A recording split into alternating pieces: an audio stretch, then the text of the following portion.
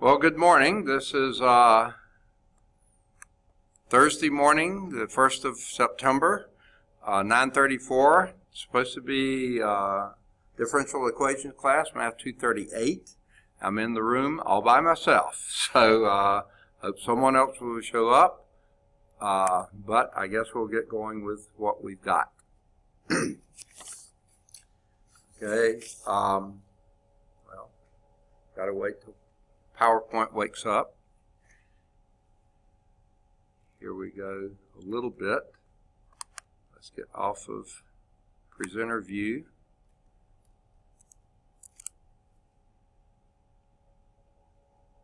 All right, we are now recording. Wish somebody else were here. I don't like talking to myself, but I will.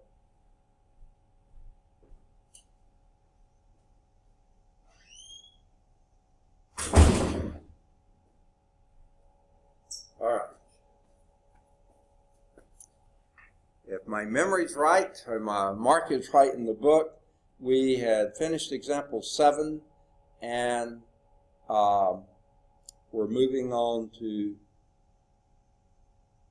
example 8.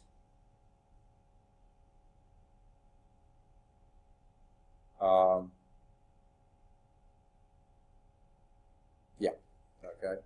So let's do this. Here we have, example 8 is a piecewise defined solution. We have a one-parameter family of quartic monomial functions. And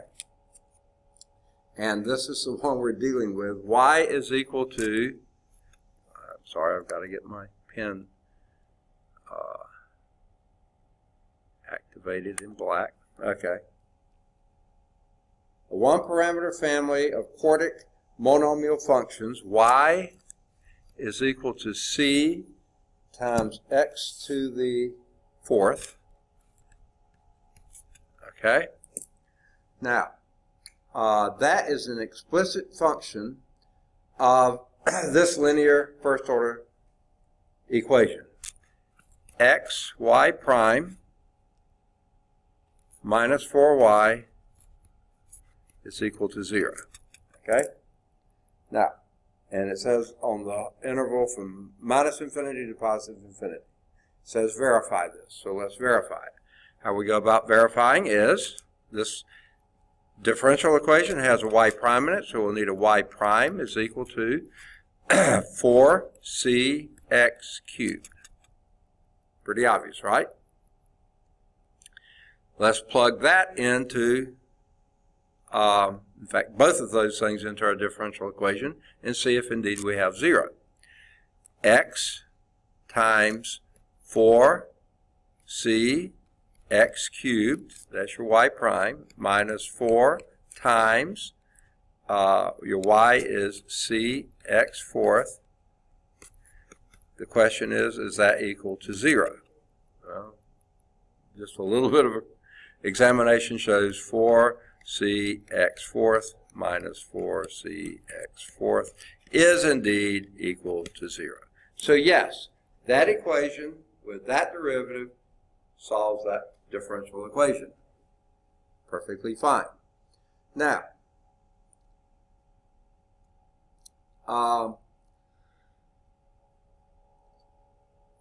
remember c is an arbitrary constant, okay? And I don't know if y'all have your books yet or not, I'm going to assume you do. If you've got your text, okay, and you have c is equal to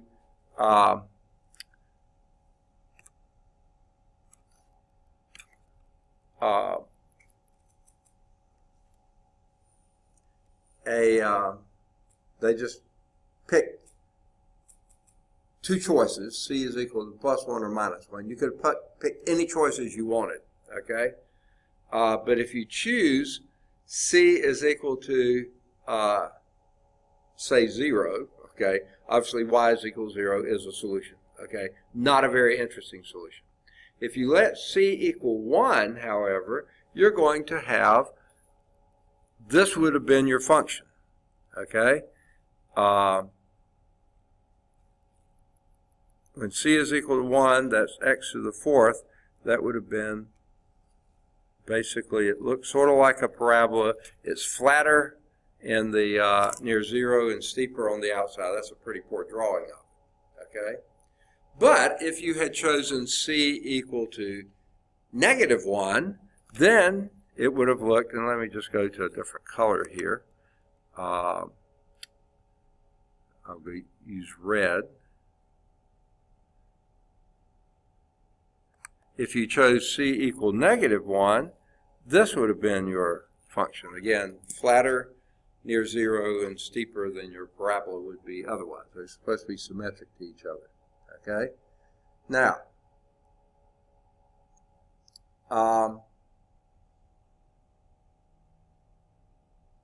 that's what you see in the figure 1.1.5. You see c equal 1 here. Well, c equal -1 there, and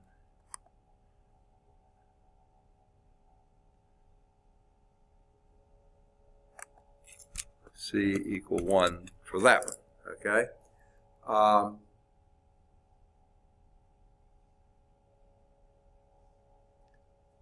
So I did black and red, they did blue and red.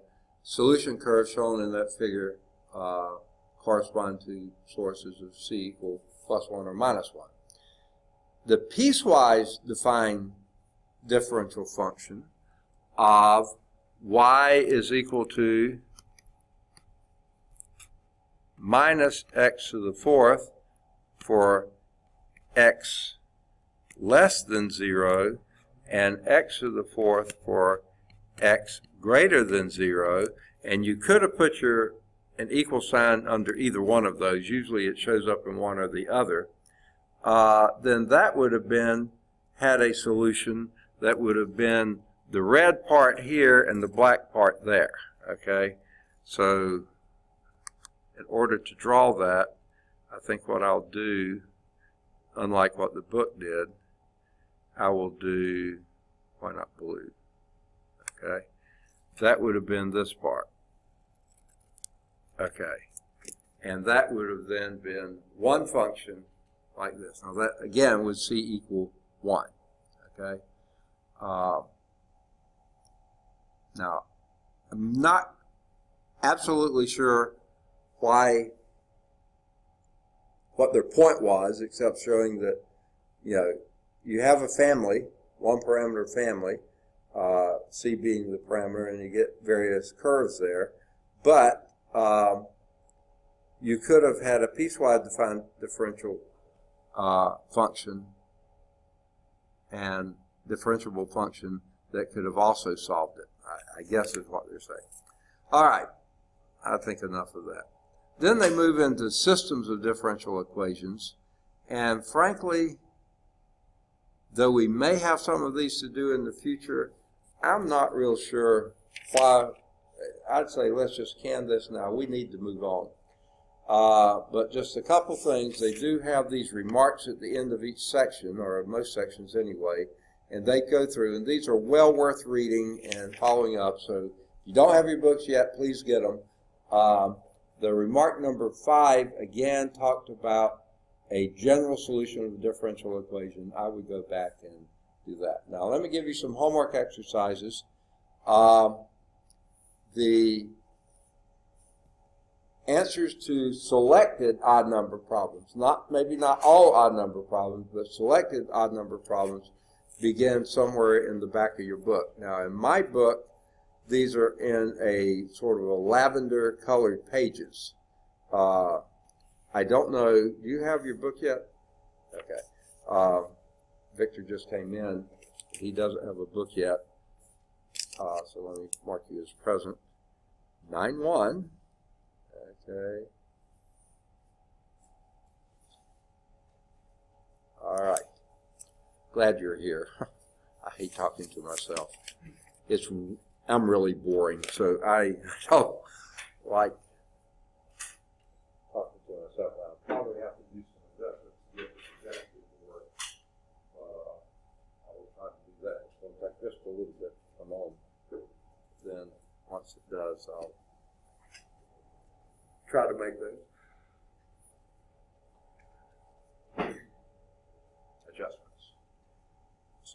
now we're just waiting. I don't know for sure if I said this last time. I think I did. I have started the process of getting all your previous screencast-o-matic recordings in Blackboard. Most of them are there. I'm still sort of doubtful of one. I couldn't log on to YouTube at our home computer last night, but my wife was able to log into it through her iPad, but it was Macintosh, so it wasn't quite doing the same. But I didn't have Screencast-O-Matic on either one of them, so I couldn't check one thing. I think maybe, we actually had 2 recordings the first week because we met Monday, Tuesday, and Thursday. And then we had one on Tuesday of this week. So we've had 4 for this class already. Today will be 5. If you've got 4 out there, I think one of them may be duplicated. It looked like it was, but I just couldn't get to everything I needed to verify that last night. So I just quit because I wasn't used to her iPad anyway. And so I gave up on it now. Oh, yeah. I think I have to do a couple more function F10s. One more. Please come up. There we go. Yes, we got it all. Okay, why it shortens the screen, I don't know. It's just a mystery to me. This whole Screencast-O-Matic mess is just not good. I was just giving homework exercises at the end of 1.1, and like I said, if you don't have a book yet, this is sort of meaningless, but in my book there are some lavender colored pages at the end of the book. They're not lavender colored pages, but the edges are lavender. And those are answers for selected odd number problems. They have answers for odd numbers 1 through 9, 15 through 19, and 27 through 35. For some reason, they didn't give the answers for the others. I would say try some of all the odd numbers, not all of them, especially those who have answers in the back. But if you don't have a book, then that doesn't matter. But I would do some of the, let's see some of the ones they skipped. They skipped 11 and 13. I don't know why. I would definitely try to do some of those 11 through 14. Since they don't have the back answer in the back, you can do any one of them. They did 15 and 17 and 19, but they skipped 21 and 23 and 25. I would do either any of them 21 to 24, and I would do 25. Okay, and then they picked up again at 27 through 35. Good. But then they left off 37. I would try to do, 37 was one of the system differential equations. I just skipped that. And then there's discussion problems. They don't have answers for those, but those would be pretty good to read through and think through, but don't get too bogged down with them. So what we're going to do is then, since 1.1 was just nomenclature, 1.2 has a little bit more nomenclature, and I'll try to go through this a little bit faster, but 1.2 is initial value problems, okay? And they abbreviate these as IVPs, initial value problems, okay? Here is a typical initial value problem. Okay, what we have to do here is erase all ink from slide. Yeah, I can do that here. I can't do it in my books that have PowerPoint, but when I just have one page of PowerPoint, I can do that. Strange. Okay.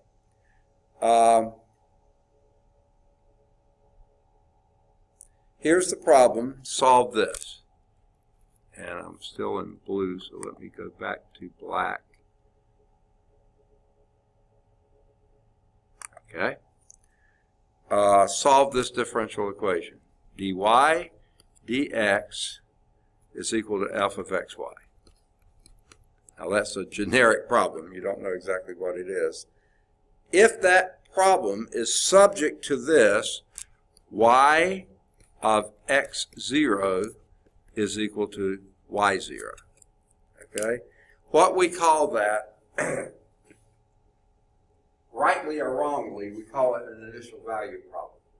You have some initial value for x, and your y has some value when that x is x0, y has a corresponding value y0. Now what does that do for you? That eliminates one of the arbitrary constants, okay? Because you have a certain, remember, you had families of solutions, you know, they graphed all over the place. If you have an initial value, then you either eliminate most up to all but one of those solutions. Because that then says it has to be the graph that goes through that one. So if your graphs were, I'm just going to make up a few things again. Remember,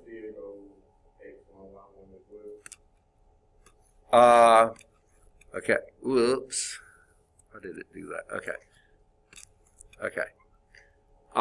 The last one we did was one that looked like this, or this, or this, or this, or this.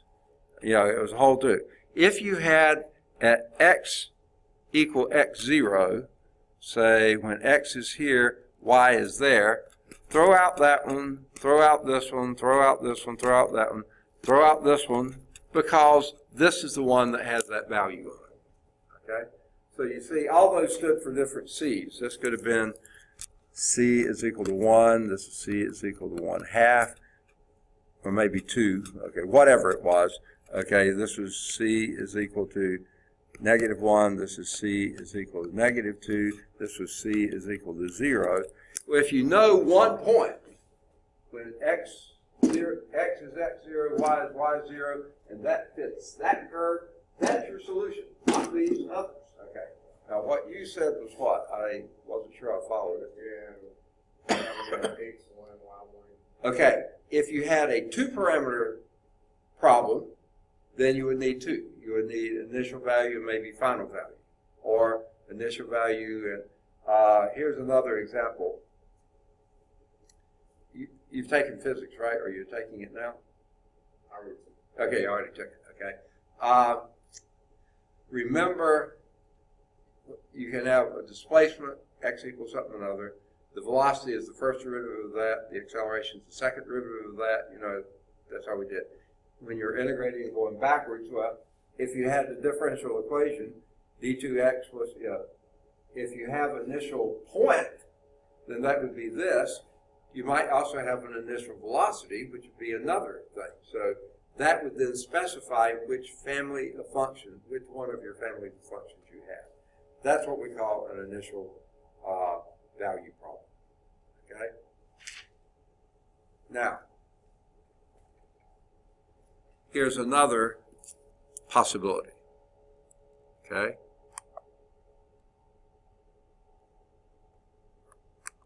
Okay? If this was your, and this may have been what you were just saying, d2y over dx squared is equal to some function of x, y, and y prime. Okay, remember? It has function of x, function of y, and y prime. Now that may be subject to y of x0 would then be y0. That could be an initial, but you also have another initial condition that y prime of x0 is equal to y, they say y1, that would be fine. Or it could be, y prime of x0 would be some other value for y1. Okay? So you see, this one would have, that would be a two-parameter case, right? Because it's second order thing. So you'd have two parameters. This will get rid of one of them for you, that will get rid of the other one for you. Okay? So then you have one and only one solution. Okay? Let's just give a few examples of that. Is that okay? Are you still writing? I'll leave that up just a little bit longer. Okay. Problem 41 in exercise set 1.1 asks you to deduce that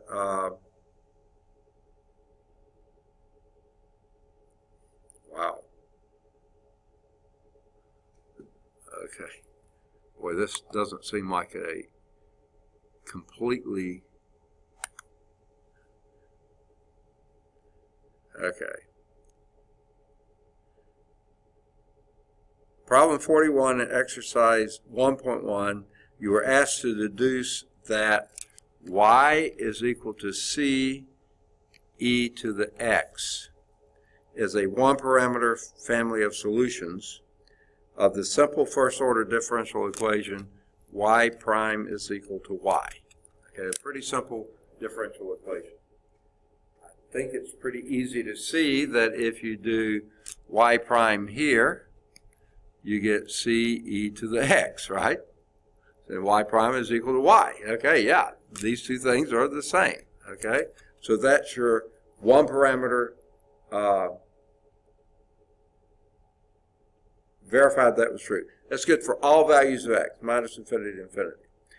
If we impose an initial condition, say that y of 0, when x is equal to 0, y is equal to 3. Okay, now your x0 doesn't have to be 0. If it is, you usually call it initial value problem. If it was y of 17 is equal to 413, that would be your initial condition. I mean, that would be a condition. It may not, you might not think of it as initial, but we still count it as that. Okay. Then what we do is in this solution that we have, y is equal to c e to the x. We plug in 0 for x and 3 for y. 3 is equal to c e to the 0. Well, what is e to the 0? 1. Yeah, anything raised to the 0th power is 1. So that's 1. So you got c is equal to 3. So your solution then is y is equal to 3 e to the x. And that's the one and only one function that's going to meet that condition. Okay? So you don't have to draw all of them, and they drew several of them. They drew 6. The one that has that point on it, that is your solution. All right. Now, the B part of this one, I think, you got all that? Okay. B.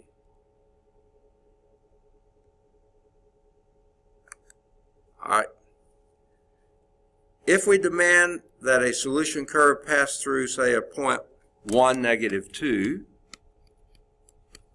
okay, rather than 0, 3, okay, then we're saying that y of 1 is equal to negative 2, okay? So if we do that, we have y, remember, I should have left the other one up here, y is equal to c e to the x, okay? So if y of 1, so negative 2 is equal to c e to the 1, okay? Well, what is your c then? Your c would be negative 2 over e. Or you could write that as negative 2 e to the minus 1, okay? Which is just a number, okay? All right? Now,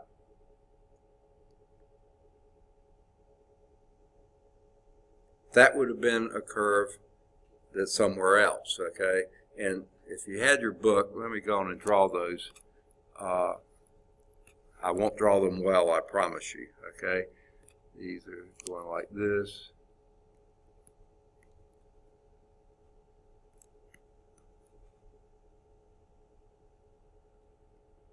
Okay.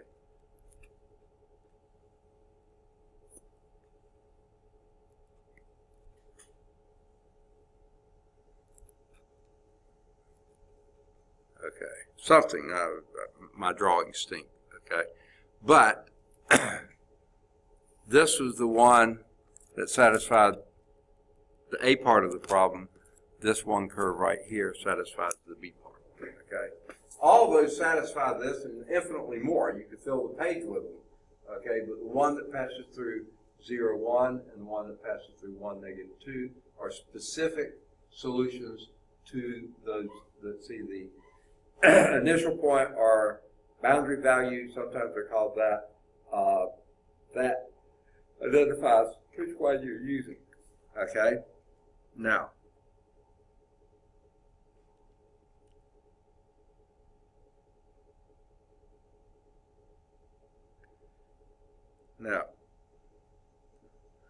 Now they jump over to problem 6 in exercise 2.2. Guess what? We haven't gotten there, so let's just leave that one alone for now. Okay? But example 3 is talking about example 7 in section 1.1. So let's go and do that one because it's one that we have hit before. And I hope by missing the other one I'm not leaving anything out. I figure when we need it, we'll get there. Okay? Here we had one. This is one we did, I think, last time. We had x equals c1. I think it was the last one we did last time. Cosine 4t plus c2 sine 4t. Okay? As a two-parameter solution for this differential equation. X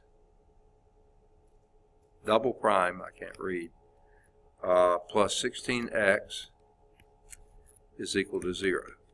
And we went through and verified that. Everything worked. Okay? Now, what if, rather than giving us just a generic form, they would have given us some values. Say that x at pi halves was equal to negative 2, and the x prime at pi halves, so we'll let that be our initial condition, okay, is equal to 1. Okay?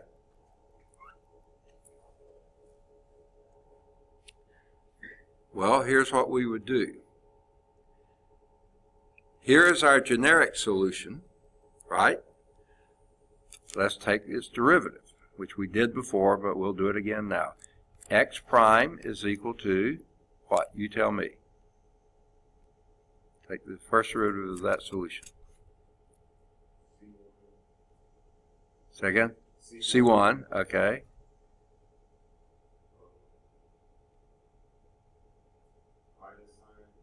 Yes, minus C1, sine of 4t. Okay, then chain rule has you doing a 4. Okay? Plus C2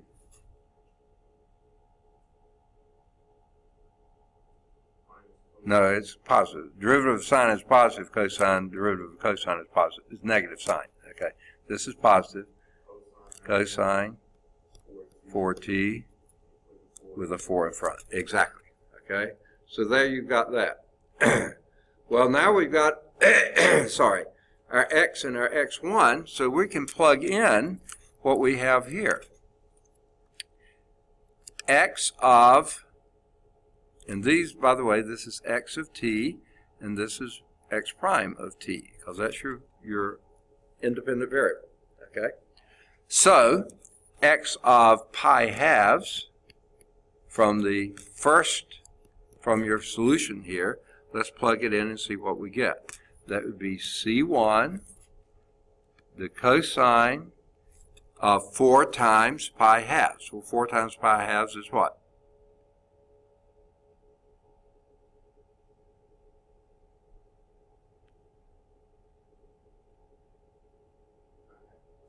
No, 2 pi.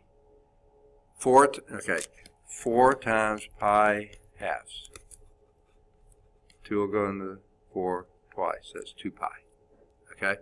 That would be cosine of 2 pi plus C2 times the sine of 4 times t, and t being pi halves, that would be 2 pi there too. Well, what is cosine of 2 pi? So your x of pi halves is equal to, what is cosine of 2 pi? 1. So that would be c1 plus, what's sine of 2 pi? 0, okay? So, x of pi halves is c1, all right? I guess I need to get rid of the plus sign. I was doing it as a prompt. Oops. Okay. Get my pen back now. Oh, what a pain this is. Okay. So, x of pi halves is c1. Well, we found here, c1 is, x of pi halves is negative 2. That means c1 is negative 2. All right? Now, we learned nothing about c2 there, but the next initial value will give us something there. Your x prime of pi halves is minus 4 times the sine of, it's still 2 pi, right? And sine of 2 pi is 0. Okay, so basically forget that minus 4 there, because it's multiplied by 0. So, yuck!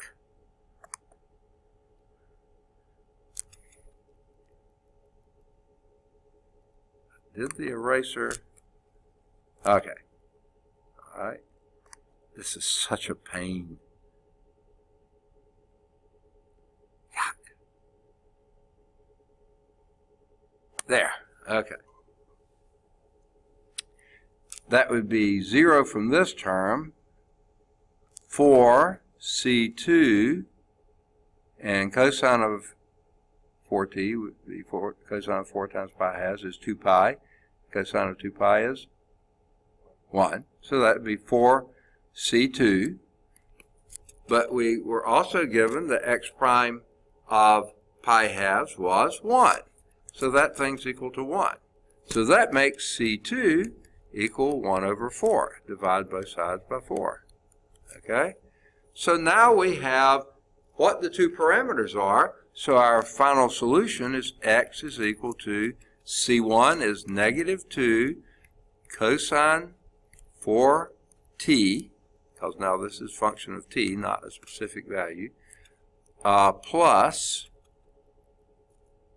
1/4 the sine of 4t. And there we have our solution. And that's good for all real numbered t's. Okay? Every one. What your initial value, one of them eliminates one variable, the other eliminates the other. I mean, not variable, parameter. Okay. Now, a little thing here they have a blurb on existence and uniqueness. Two fundamental questions arise in considering initial value problem. Does the solution of the problem exist? Okay? Important to you. If a solution exists, is it a unique solution or are there multiple solutions? Now, the existence, we ask ourselves, does the differential equation possess solutions? If there are no solutions to it, it probably doesn't exist. Or do any of those solution curves pass through the point x0, y0? If they don't, then probably it doesn't exist. Now let's just say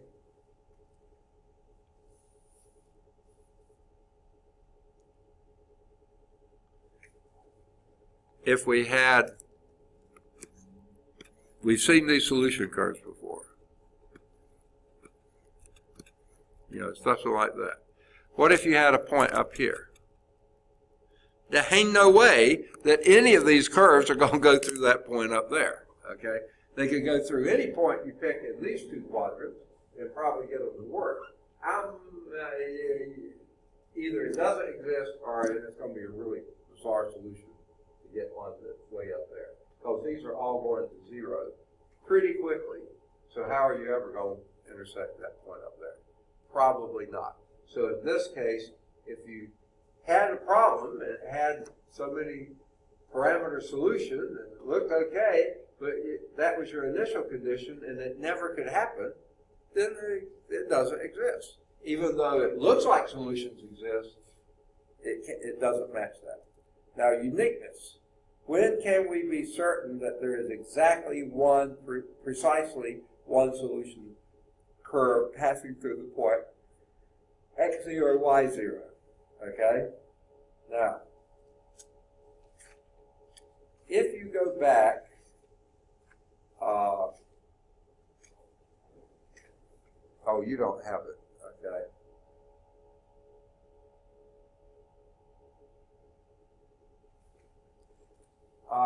For those who do have books, or will have them but when you're listening to this, on page 8 is figure 1.1.4, okay? These are a bunch of solution curves. Some parameters. These are some of the solution curves. Well, guess what? That put right up there, 2 of those curves crosses. This one 2 crosses. That one 2 crosses. That one 2 crosses. This one looks like it could be even 3 crossing that. So this would not be a unique solution if one of those was the one that you were required to match. So when you have a family of curves that some of them cross, now my drawing looks like some of these cross, but they may not have. But these, their drawing, they cross, okay? Then the solution may not exist, okay? All right. Now, sometimes a differential equation possesses a solution that is not a member of a family of solutions of the equation. That is a solution that cannot be obtained by specializing any of the parameters in the family of solutions. Such a solution is called a singular solution. Okay?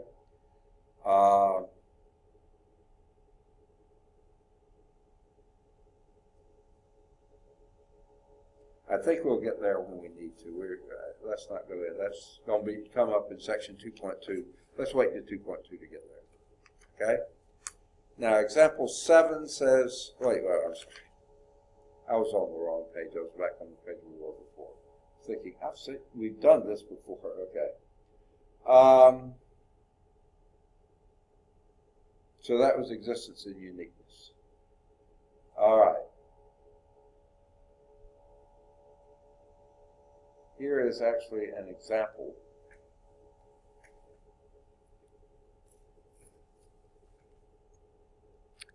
Let me clear this. This will be a completely new problem. Okay. In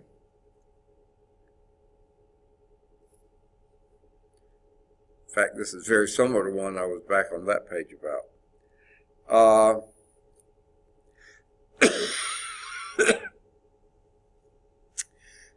Sorry. An initial value problem can have several solutions. Just because you think you're eliminating the constants, the arbitrary constants there, you could still have one solution, more than one solution. Okay? Without going into detail, we hit this problem earlier. Okay?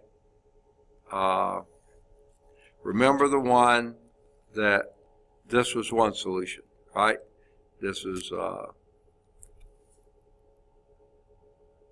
y is equal to 1/16 x to the 4th. Okay? That was a solution. Okay? Y is equal to 0 was a solution. And maybe some other. You see, this whole family of curves here, if your initial condition was y of 0 is equal to 0, every curve through there goes through 0, 0. So that wouldn't specify anything for you. Even though you have an initial condition, every curve through there. So you haven't eliminated a variable necessarily. Now, if your variable is, if your point was up here, then all those other curves, this is the only one that goes through there. But 0, 0, every one of them goes through there. I mean, I'll just draw some more. This one goes through there. This one goes through there. This one goes through there. This one goes through there. That one goes through there. So just having an initial value doesn't guarantee you're going to eliminate it. You may have still a family of curves going through that one point. But if you had specified this point right here, maybe 1, 3, then that would be the only curve. You could throw out all the rest of them. So just because you have an initial point doesn't guarantee you won't have several solutions. Okay. And then there's a theorem given on page 16. I don't know how important this is, but since it's a theorem, I will do this. Okay?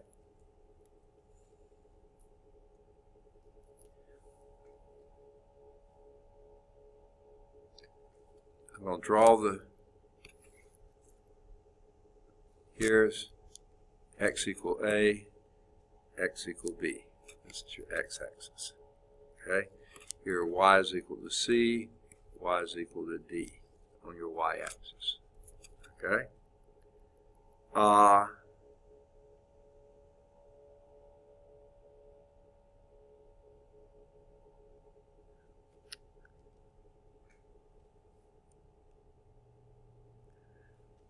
So they're going to say, let R be a rectangular region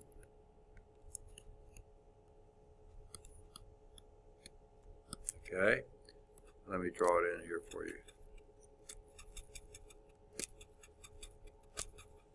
Here is R, that rectangular region in between A and B on X and in between C and D on R. No, on Y, okay. In the XY plane defined by A is less than or equal to X is less than or equal to B, and C is less than or equal to Y is less than or equal to D. That's what I've drawn here. That contains the point x0, y0, right here. x0, y0, okay?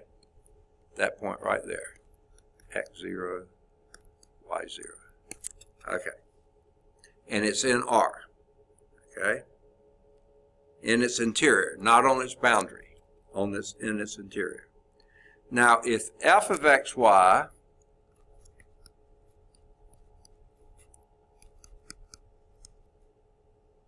and the partial of f with respect to y, now you're in Cal 3 now, aren't you? We haven't done partials yet. We're going to get there, okay? That's why this really should have had that. I forgot this was in there.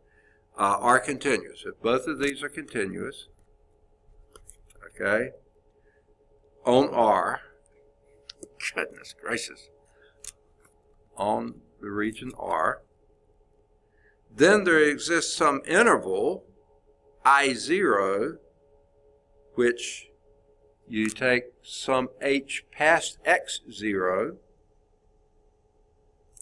on one side and the other, okay?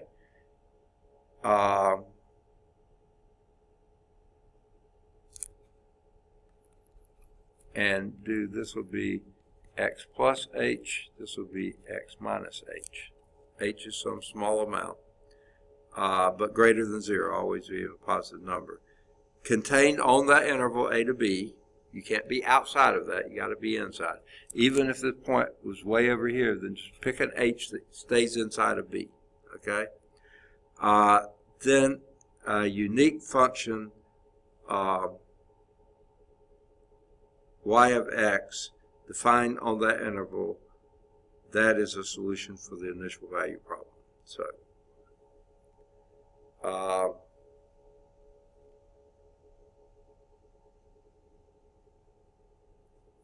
I think when we need it, we'll get there.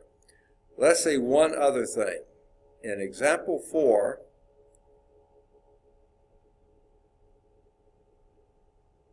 did we skip example 4?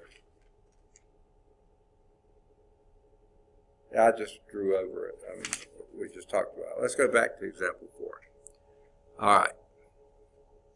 don't know if I need this or not, but I don't have room for it, so I'm going to erase it. Okay. Here's your differential equation that if we had done example 4, we did it earlier, but dy dx is equal to xy to the 1/2.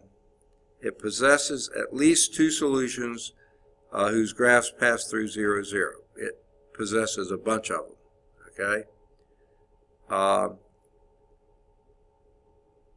This is actually using partials. Let's leave this one alone for now because you haven't had those yet, so we'll skip those. Now, that was 1.2. We didn't do it all, but we did the important things. Again, there's a remarks at the end of the chapter. It's sort of a summary. Initial conditions prescribed at a single point x0. We're also interested in solving differential equations that are subject to conditions on y of x, or its derivative at two different points of x. And typically we call those boundary conditions. And I already snuck in that word before.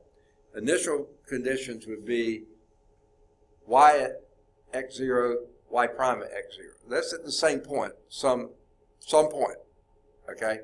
But if you had x0 and at x1, then those could be boundary points. You know it's going to be this here and that there, and you know the things, you know, that defines enough. So that's just another thing they did not do yet, but we will do.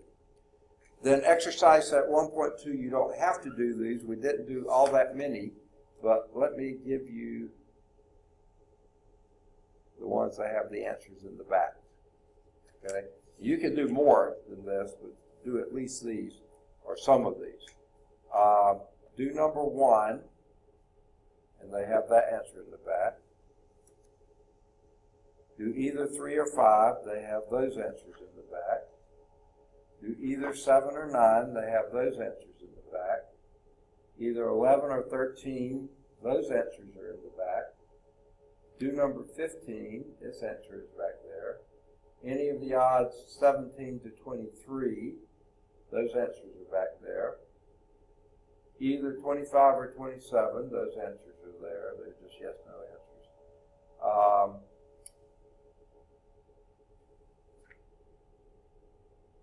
Either 29 or 31. And the rest of these odds for a while here aren't in the back. But I would still suggest that you do some of the odds, either 35 or 37. The answers aren't back there, but I think you can do those. And then do any of the odds 39 to 43. Those answers are back there. Okay? There are some discussion problems, well worth a look, but you don't have to do those. Those answers aren't in the back. There's also a thing on mathematical models, okay? And you can look at that if you're interested, but you don't have to if you don't want to. In section 1.1, I didn't say anything about it. They had a computer lab assignment. If you happen to have computer algebra system at your disposal, which I doubt if you do, but if you did, you could do problem 59 there. Okay. Now, 1.3 is differential equations as mathematical models. I don't think there's enough there. Well, maybe there is. I'm just going to do some general talking about it. Okay? Population dynamics. And you may not think you'll ever get into this. What's your major, pre-engineering or math? Second? Civil engineering. Civil engineering. Well, you know, civil engineers do road design and that kind of stuff. Many other things, but that's one of the things. Okay?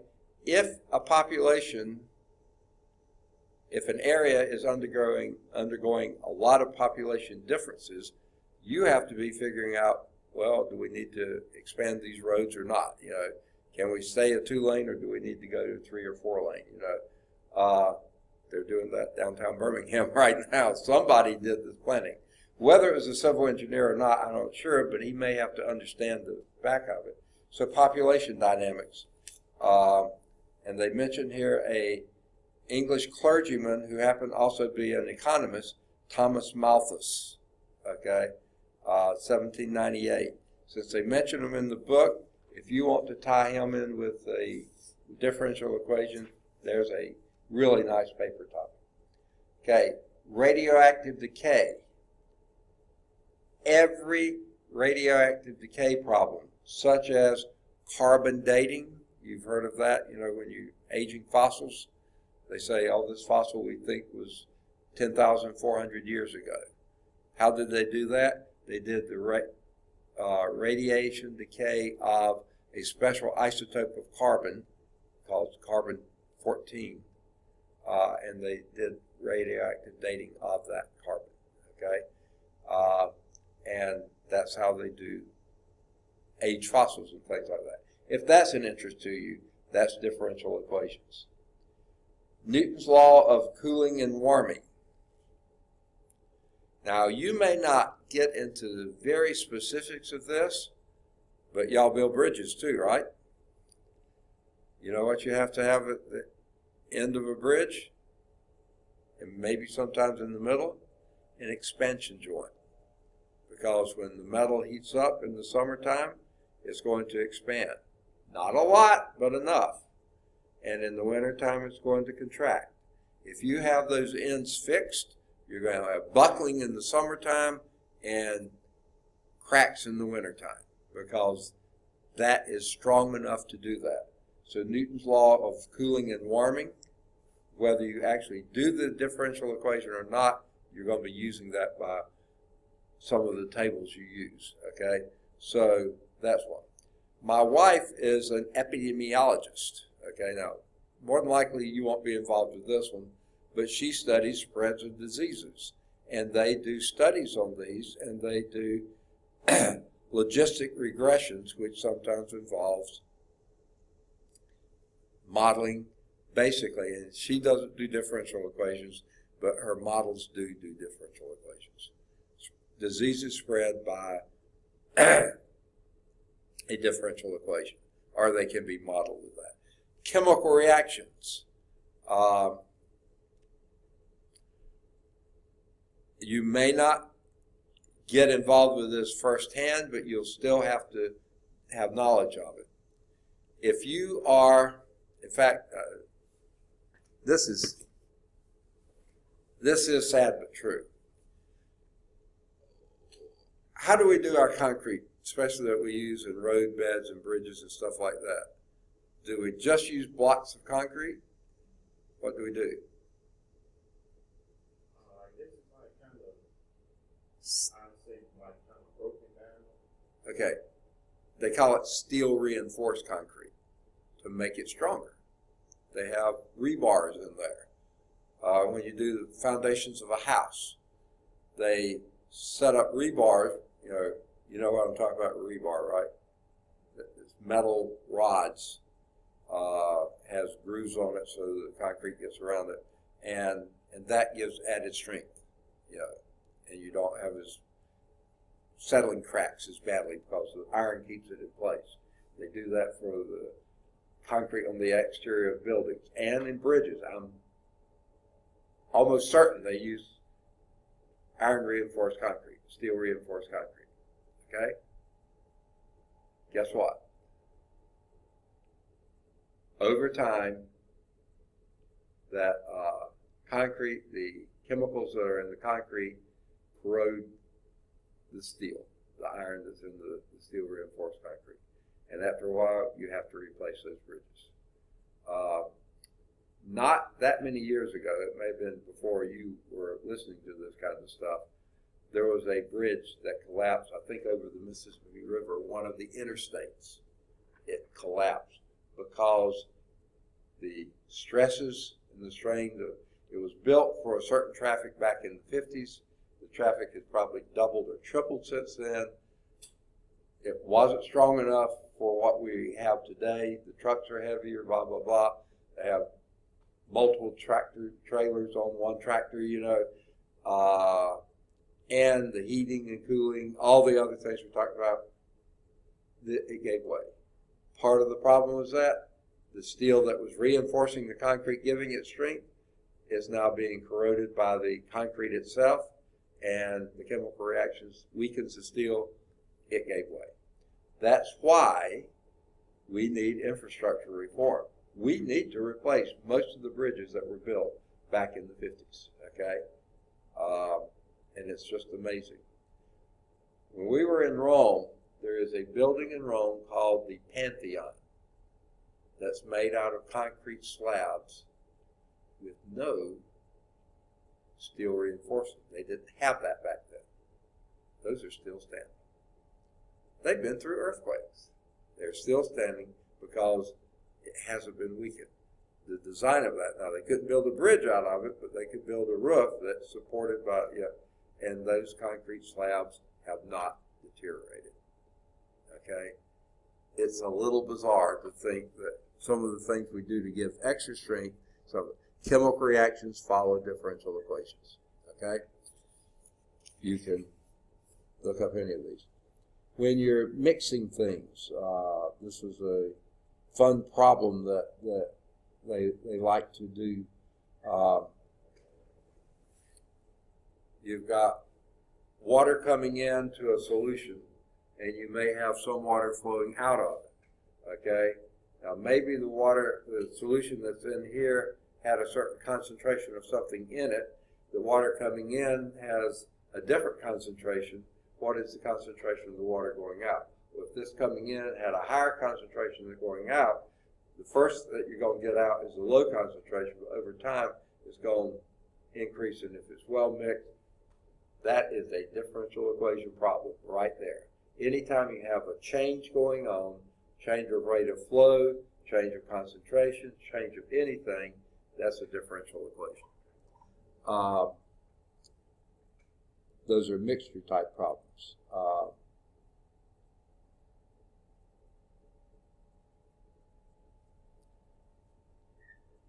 Let's go back to your concrete. There are certain things that help concrete set up faster or requires less water, because water is what causes expansion cracks in concrete. Look out in the hallway, okay? Now you'll see those are terrazzo floors in that. These are tile floors, you can't see it here. But on those terrazzo floors in the hallway, about every 12 feet or less, you're going to have an expansion joint. Same thing true with sidewalks. You know, the roads that are concrete, they have no more than 12 feet, I think, before there's an expansion joint. Okay? Now, part of that is the shrink swell heat cooling that we talked about earlier. But the other part is when you pour that concrete, you have to have water in it. Otherwise, it's not going to have the chemical reaction it needs. But in time, the water is going to evaporate away. And when the water evaporates away, you get shrinkage. Not a lot, but a little bit. If you don't allow for an expansion joint every 12 feet, you're going to have cracking. Now, the hallway, look at it sometime. You'll see, you want to look at it right now? So we got the big concrete trucks with the concrete already in. Yeah. Is the water already mixed in? Yeah, well, they may mix it on site.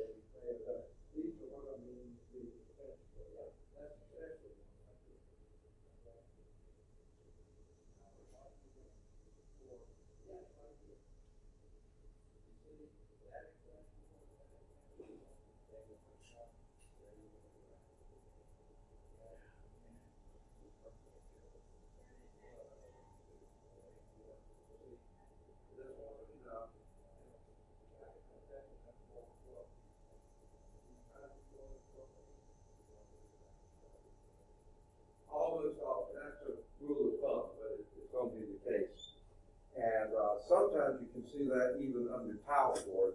The nursing wing down there, you can see some places where the expansion joint messed up and the tile actually broke, and then you had to replace the tiles. You can tell that happened. But that's another differential equation, okay? They're all over the place. And draining a tank is another. And this, by the way, here's a name here, Torricelli's law. If you want to write on who was Torricelli, it's in hydrodynamics. That's a example of a differential equation. Now, some of the other folks in the class may be electrical engineers, okay, or pre-electrical engineers. Now, you're going to have to keep up with time. I don't have a watch. You okay? You know what time? Okay. In electrical circuits, you can have resistors, of course. You can have capacitors.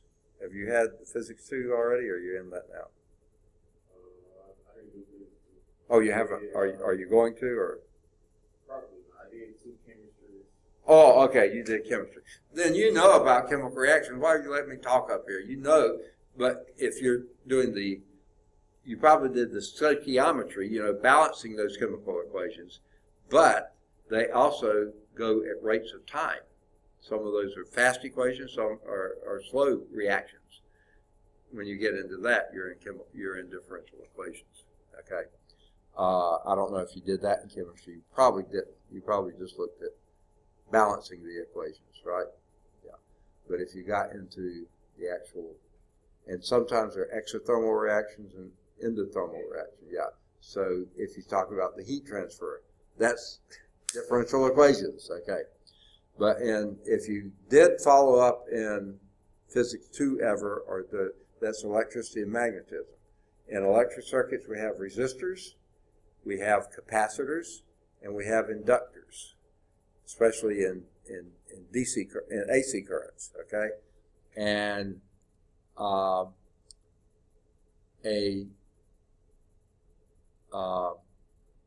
hope I say this right.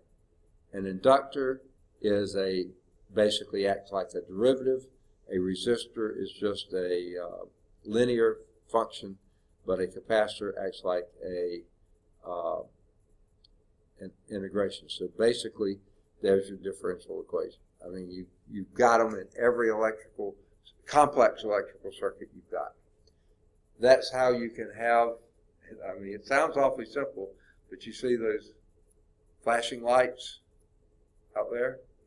That's because of the differential equation. You can set the different parameters there to do how long it stays on, how frequently it flashes. All that is set by changing your parameters in a differential equation. Okay, I mean, it almost comes down to that. Falling bodies, okay, and they mentioned Isaac Newton here.